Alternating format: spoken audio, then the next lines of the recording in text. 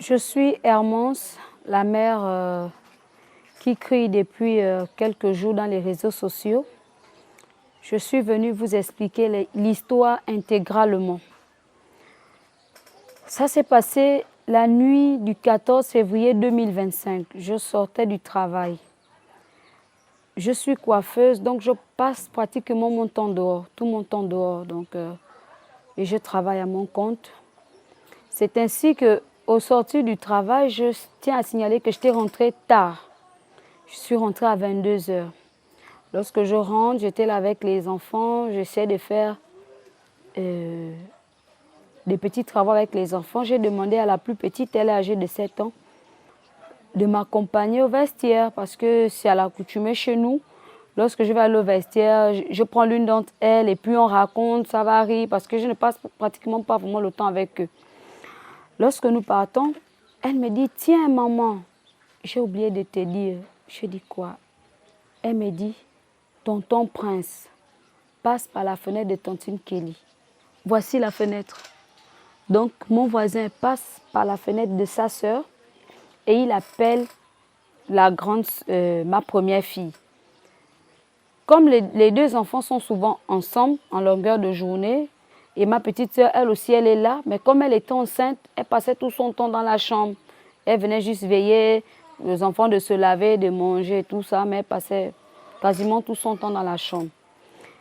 C'est ainsi que ma fille de 7 ans m'informe que lorsque le tonton en question, Monsieur Prince, appelle sa grande sœur, les deux vont ensemble, regarder juste le couloir. Donc, elle passe par là, et quand elles arrivent devant, le monsieur dit à la plus petite de rester dehors et il rentre avec la plus grande dans la chambre. Je vous assure que je n'ai pas fini de faire les selles. Je suis sortie en courant. Je dis, qu'est-ce que tu m'expliques? Paniquée, je dis, qu'est-ce que tu m'expliques là, maman? Elle répète au moins 4 fois. Je dis, ok. Comme la deuxième, elle parle beaucoup. Franchement, elle sait tout expliquer dans les moindres détails. Donc, quand tu lui questionnes sur quelque chose qui s'est passé en journée, elle te dit tout. C'est comme ça que je suis venue. J'ai parlé à la plus grande. Je lui ai dit, qu'est-ce qui se passe? Écoute ce que ta petite soeur a à dire. La petite soeur a commencé à raconter. La grande soeur a commencé à nier. Non, non, non, c'est faux. C'est comme ça que la petite soeur me dit, maman, il faut m'écouter. Elle te ment. Quand tu n'es pas là, tonton Prince l'appelle souvent. Des fois, nous sommes à la pompe, il appelle, après elle part. Je me suis tue parce que j'ai vu que si je chauffais, la plus grande ne devait pas parler. Elle s'est écroulée, elle a commencé à pleurer. J'ai gardé mon mal en patience. Après, elle me dit, maman, si je te dis, est-ce que tu diras ça à papa? J'ai dit non. Maman, s'il te plaît, si je te dis, est-ce que tu diras ça à papa? J'ai dit non. Elle est rentrée dans la chambre. Elle a emmené 325. Elle a déposé à côté de moi. Elle dit, maman, je vais te dire la provenance de cet argent. Ça s'est passé un jour que tu avais reçu l'une de tes copines. Tonton Prince m'a demandé, est-ce que je connaissais le nom de cette dernière? J'ai dit non. Il a dit ok. Après, il m'a dit, veux-tu être ma petite amie?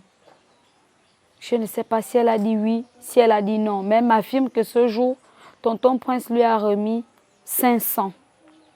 Après, elle me dit, bien avant cela, il avait l'habitude de l'envoyer chez le boutiquier.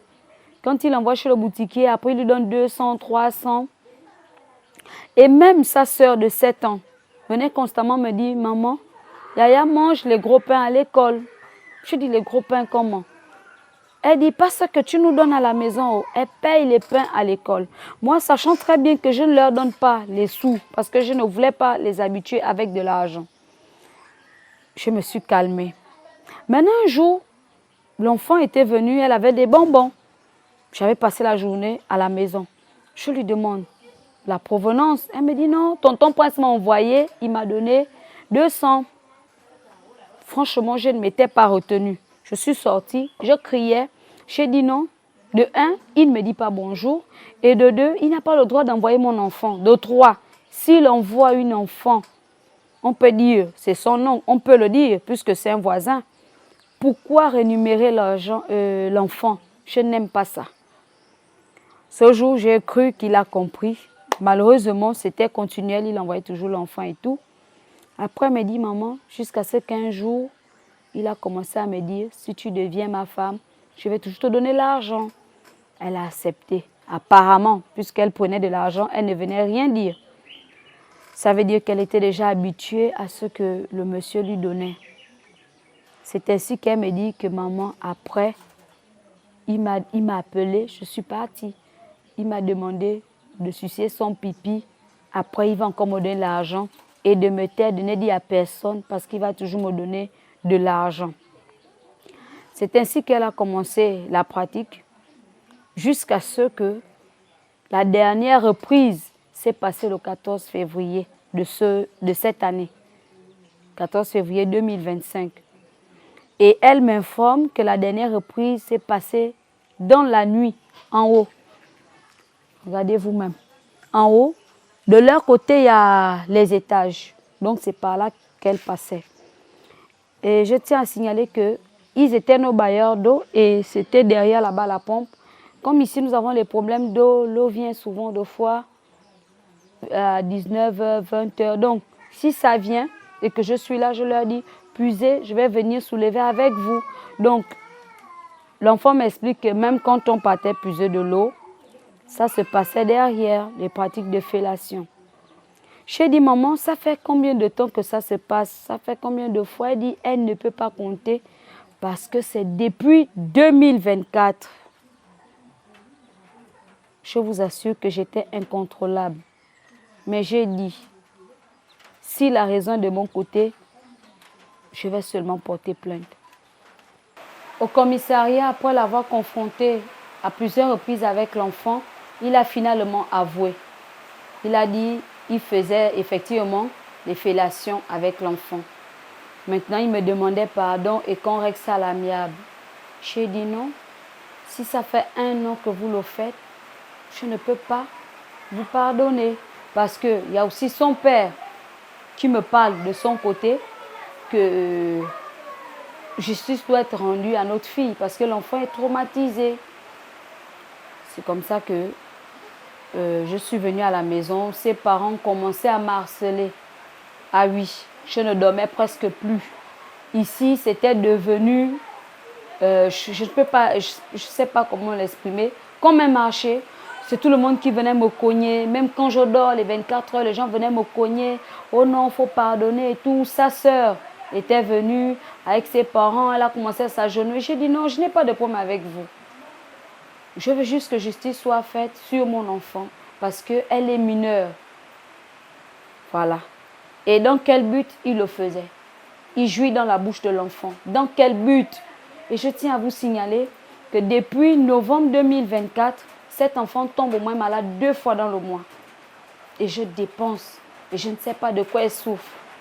Vous voyez un peu dans quelle situation je me retrouve. Et elle dit, lorsqu'ils étaient en train de faire les fellations, il lui disait, n'avale pas, crache. Qu'est-ce qu'il ne nous dit pas qu'au départ, elle avalait. Donc, arrivé au tribunal, normalement, Madame le procureur a bien fait son travail. Où je me suis énervée, c'est parce que l'enquêteur n'a pas mis tous les éléments pour que le monsieur soit incarcéré. Pourquoi je le dis? Parce que Madame le procureur avait dit, pourquoi vous avez mis la fille qui est une mineure comme étant la plaignante? Pourquoi vous n'avez pas pris la déposition de la mère? Suite à cela, j'ai directement su qu'il sera libéré. Je suis sortie. Mais avant de sortir, j'ai posé aussi une question à Madame le procureur en disant, Madame, s'il vous plaît, ce monsieur change encore de bouche. Il est en train de dire qu'il est innocent. Alors que là-bas, il avait déjà avoué. Il me demandait l'arrangement à l'amiable. Même sa famille aussi ne cesse de venir à ma rencontre pour me supplier. Elle me dit, je ne peux que lire ce que l'enquêteur a écrit. Suite à cela, je suis sortie. Lorsque je sors, j'essaie de parler à l'enquêteur. Bon, j'étais énervée. J'ai dit, mais monsieur l'enquêteur, qu'est-ce que vous aviez fait? Il me dit quoi? Je dis, est-ce que vous avez mis les aveux du monsieur? Il me dit oui. J'ai dit non, vous n'avez pas mis. Il me dit si. J'ai dit mais pourquoi alors il sera libéré? Sur les coups de colère, j'ai dit vous allez entendre parler de moi. Je vais emmener cela dans les médias. Après, quand je suis venue à la maison, on essayait de m'expliquer que apparemment il manquait ma déposition. C'est ce qui me choque parce que c'est moi qui pars vers l'enquêteur, connaissant son travail. C'est moi qui porte plainte. Pourquoi il ne met pas mes aveux sur PV pour qu'on nous renvoie? Et lorsque nous venons à la maison, il y a certains voisins qui me montraient les publications de ce monsieur qui m'a fait du mal en disant « Ils ont cru me vaincre en 10 jours de cellule, me voici, je suis sortie, je suis debout. » Vous voyez un peu ce que ça peut faire? Et dans le quartier, ils ont raconté partout que nous avons menti. Nous voulons juste les escroquer en utilisant les enfants et tout. Donc à chaque fois, c'était ça les remarques que les gens du quartier me faisaient. J'ai dit, mais attendez, je ne peux pas inventer une telle affaire. Qu'est-ce que j'ai à y gagner? C'est ainsi que je me suis calmée parce que j'étais vraiment abattue. Quand je suis sortie du tribunal, vraiment, je m'étais enfermée dans la maison. J'ai oublié un détail, s'il vous plaît. Vous savez, quand on parle, certaines choses qui peuvent nous échapper. J'avais fait un constat parce que l'enquêteur m'avait demandé de toujours lui faire part si les parents de ce dernier venaient à la maison. Je partais constamment là-bas, mais je trouvais toujours la soeur du monsieur avec l'enquêteur. La soeur du monsieur avec l'enquêteur. Un jour, je m'étais fâchée. J'ai dit, mais monsieur l'enquêteur, qu'est-ce qu'elle fait constamment dans votre bureau? Parce que deux fois, elle était seule, deux fois, elle était avec l'une de ses sœurs. Parce que je me souviens qu'un jour, il y a l'une de ses grandes sœurs qui voulait encore me supplier devant l'enquêteur. Sa grande sœur qui est même père, même avec lui, était en train de dire, laisse-la, laisse-la, c'est quoi, laisse-la. Tu lui supplies même pourquoi? Après, j'étais sortie. Quand j'étais sortie, j'avais vraiment mal. Donc, c'est juste pour dire que vis-à-vis d'une telle situation, il ne faudrait pas que les cœurs restent insensibles. Il ne faudrait pas que les cœurs restent insensibles. Je ne suis pas là pour accuser la loi parce que vis-à-vis de ma première vidéo, certaines personnes m'ont dit que j'ai mal parlé et tout, et tout, et tout, et tout. Je ne reviens pas sur mes mots. Mes déclarations sont mes déclarations. Je demande juste pardon si j'ai choqué les autorités lorsque j'ai dit que j'étais déçue. Je demande pardon juste à ce niveau-là parce que je n'avais pas encore compris que madame le procureur ne pouvait que dire à l'enquêteur d'aller me réauditionner. Chose que j'ai refusée parce que j'ai vu que ce n'était pas sérieux. Déjà, le monsieur a fait 10 jours de cellule, ce qui a donné suffisamment du temps à l'enquêteur de bien monter la procédure. Pourquoi il n'a pas bien monté sa procédure?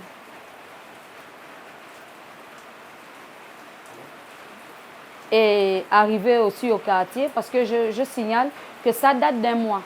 Cette histoire, ça date d'un mois. Lorsque j'ai essayé de prendre les renseignements, comment faire pour relancer le dossier, étant donné que je n'ai plus confiance en mon enquêteur, ils m'ont suggéré une autre procédure. Et c'est celle-là que je voulais normalement suivre. En étant dans le silence, ça me demandait quand même une certaine somme pour suivre la procédure.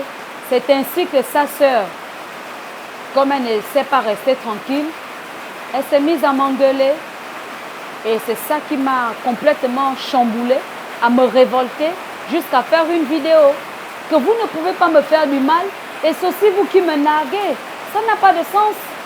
Elle devait se faire petite, mais je ne sais pas pourquoi. Elle monte sur ses airs, elle me manque du respect.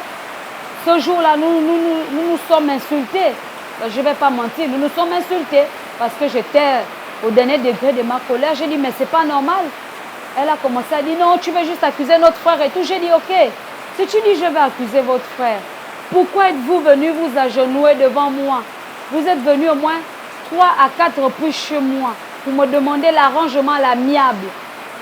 J'oublie aussi de vous dire, lorsque ces derniers venaient chez moi, aucun d'eux n'a évoqué La partie où il faut amener l'enfant à l'hôpital, non.